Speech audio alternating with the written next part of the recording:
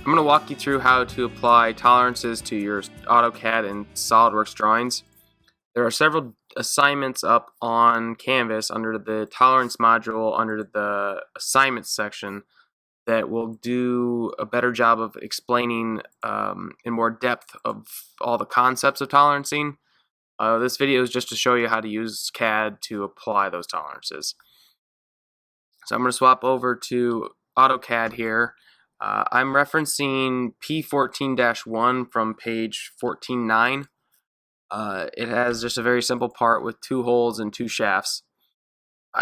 It gave me 2 fits. The fit for the 20 millimeter hole and shaft of H7G7, and then for the 10 millimeter diameter a fit of U7H6.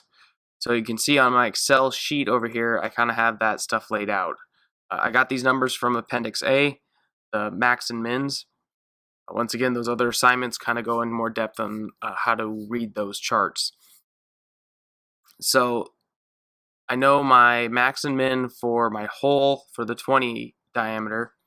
So I select that dimension for the hole, and then I'm going to come over to my properties panel, and I'm going to scroll down to the bottom, and that's where the tolerances are. So from here, I need to select what kind of tolerance display I want to use. I'm going to start with showing how to do limits, and then I'm going to finish off with showing how to do a deviation.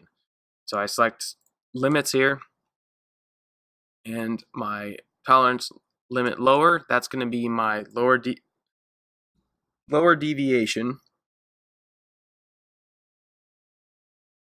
which is just 0, and then my upper deviation of 0.021. And then to just for the display of the dimension, I want to change my tolerance position vertical from bottom to middle. I want to change my precision, since I have 3 decimal places for one of the tolerances, to 3 decimal places. And then under tolerance suppressed trailing zeros, I want to shut that off because I want all of my dimensions to have the same amount of decimal places. And then there it is. If I want to apply the same kind of style to another dimension, all I have to do is an MA match properties, click this one, and then apply it to, say, this 10.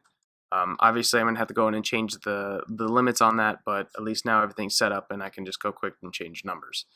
So I'm going to do that. So on the 10 diameter here, I'm going to scroll down. I have on the hole there a lower deviation of 0.037 and an upper deviation of 0.022. And so as you can kind of see, that didn't come out right. So on the upper one, when I'm going to go under the basic size, I have to put a negative symbol. So I'm going to scroll back down there and then just put a negative symbol in front of that. And then that will give me the right dimension. So to change that over to lower deviation, all I have to do, if that's what I want it to display as, is click on the dimension, come over here, click on limits again, and because I already have all this set up, just swap over to deviation, and it is in there correctly. I'm not going to cover symmetric. That's pretty simple. You just type in the one tolerance you need there, and it just do a plus and minus that number. I'm going to swap over to SolidWorks now, where life is better. So I already had these. When I made this part, I actually used the hole wizard to apply the fit to it. So when I did a hole call out, it automatically put that fit on there. This one here, when you click on the dimension, that opens up the properties over here, and then there's I'm going to set that to none. There's a tolerance precision section too there, and then at that drop down I have a bunch of different options in terms of applying tolerances, and one of them is fit. So I can find that fit that they wanted me to use, the H7G6, but then if I wanted to change that out from, I guess there's some different options here on how it would display with those buttons.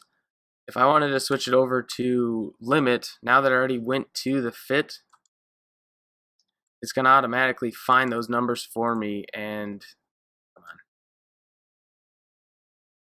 apply them to that dimension.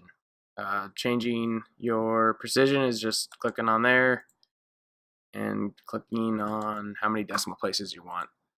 So it's pretty simple in SolidWorks to apply these tolerances. It's not much simpler than AutoCAD because it's pretty simple there, but it does a lot of the legwork for you.